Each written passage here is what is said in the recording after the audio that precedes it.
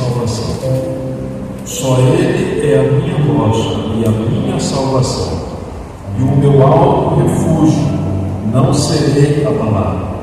Até quando acometereis vós a um homem, todos vós para o derribardes, como se fosse uma parede pendida ou um muro prestes a cair? Versículo 6. Só Ele é a minha rocha e a minha salvação, e o meu alto refúgio, não serei jamais abalado. De Deus dependem a minha salvação e a minha glória. Estão em Deus a minha forte rocha e o meu refúgio. Confiai nele, ó povo, em todo o tempo. Derramai perante ele o vosso coração. Deus é o nosso refúgio. Vamos ler juntos esse último versículo. Confiai nele, ó povo, em todo o tempo. Derramai perante ele o vosso coração. Deus é o nosso refúgio. O que nós vamos fazer em 2024? Nós vamos continuar confiando em Deus. É Ele que tem nos levado à vitória, é o Senhor que tem conduzido a nossa vida, é o Senhor que tem respondido às nossas orações. Então nós vamos continuar indo até Ele, confiando nele. E irmãos, para quem é um culto de oração? Algumas pessoas dizem assim: o culto de oração é para aqueles que têm um chamado de oração. Não é nada disso. O culto de oração é para pessoas assim como eu, fracas. Se não tiver a mão de Deus sobre ele, sobre ela, ajudando, a gente não consegue romper. E eu sou muito fraco. E como eu preciso de ajuda, eu oro sempre. E tenho aprendido, irmãos, que não dá para ser um cristão verdadeiro sem uma vida de oração. Aquilo que o nosso esforço não consegue fazer, romper, as nossas orações conseguem. Então tem coisa que a gente, por si mesmo, nós não vamos conseguir. A gente pode até ter uma grande força de vontade, mas a Bíblia diz que o cavalo prepara-se para a batalha, mas a resposta ou a vitória vem do Senhor. Então o que nós vamos estar fazendo aqui essa semana inteira? Começa hoje, e se você conseguir vir até a sexta-feira, eu tenho certeza que orações poderão ser respondidas essa semana. Então o que nós vamos fazer? Você colocou aí os seus alvos para 2024, as coisas que estão enterradas que você precisa romper. Tem aqueles pedidos que só está entre eu e Deus, só você e Deus. Coloca aí, mesmo que você tenha que codificar. Depois que você coloca o pedido aqui, a gente não abre isso aqui, vai ser aberto só no último dia, para queimarmos como assunto encerrado diante do Senhor. Ah, pastor, o que queima? Não tem nenhuma magia nisso, não tem nenhum misticismo nisso. De queima só vai dizer assunto encerrado. Próximos assuntos virão. Amém? Agora a gente faz isso com o coração cheio de fé, acreditando que aquilo que nós corremos e dependemos de Deus, obrigado, nós iremos dele receber. Então tenha uma grande expectativa. A gente está começando o nosso ano com uma semana de oração.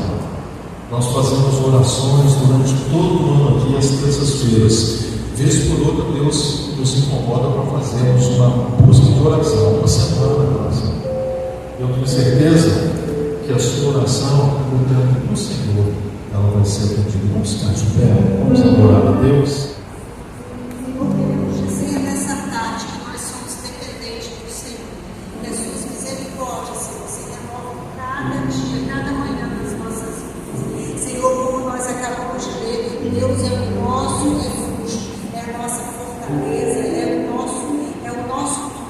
Nós confiamos no Senhor. Por isso que nós colocamos nessa tarde os nossos alvos. Nós temos os nossos sonhos, Senhor, e nós clamamos ao Senhor.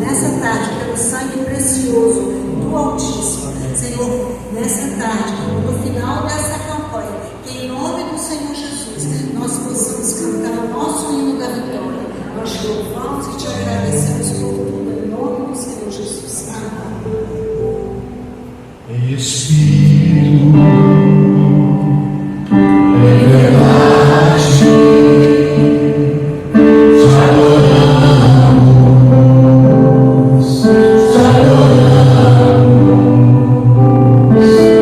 é Espírito, é verdade, te adoramos, te adoramos.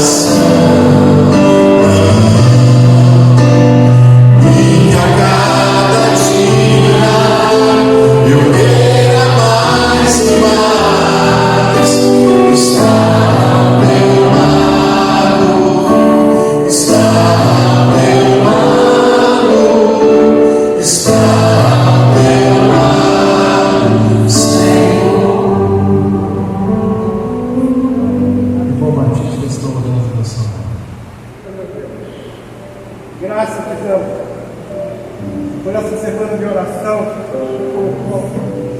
nossa glória. Que o Senhor abençoe, meu Deus, toda essa semana, a cada pessoa aqui que está presente nesse dia.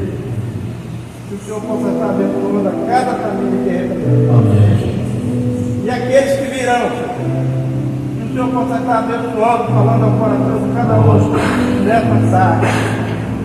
Em nome do Senhor Jesus, Pai, nós entregamos as nossas vidas nas tuas mãos, porque somos fracos. Ó Deus Todo-Poderoso, toma, Senhor Deus, a tua igreja nas tuas mãos nessa tarde.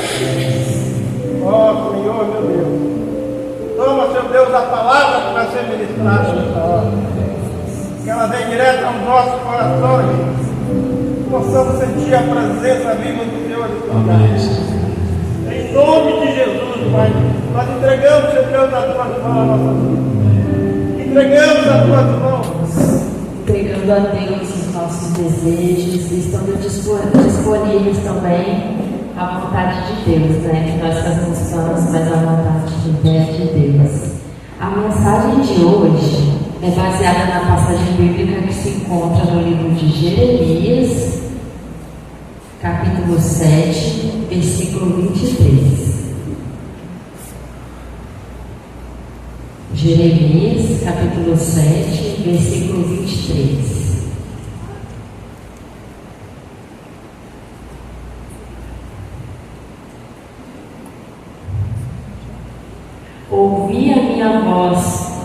serei o vosso Deus, e vós sereis o meu povo. E segui adiante por todo o caminho que eu vos indicar, para seres felizes. Esse versículo tem tanta coisa nele que eu vou ler novamente. Ouvi a minha voz, assim serei o vosso Deus, e vós sereis o meu povo. E segui adiante por todo o caminho que eu vos indicar, para seres felizes. Para sermos capazes de ouvir a voz de Deus, para Ele ser o nosso Deus e conseguirmos seguir o caminho que Ele indicar para sermos felizes, precisamos silenciar as vozes, os ruídos terrenos, as coisas ao nosso redor. E ouvirmos o que Deus nos fala, para vivermos de acordo com os princípios dele, de acordo com a vontade de Deus. A primeira forma de silenciarmos os ruídos é tentando atender as expectativas de Deus e não dos homens, da sociedade, de familiares. Sabe, muitas vezes perdemos nosso precioso tempo fazendo coisas apenas para nos encaixarmos em algum grupo social, para agradar as pessoas, para não machucar ninguém.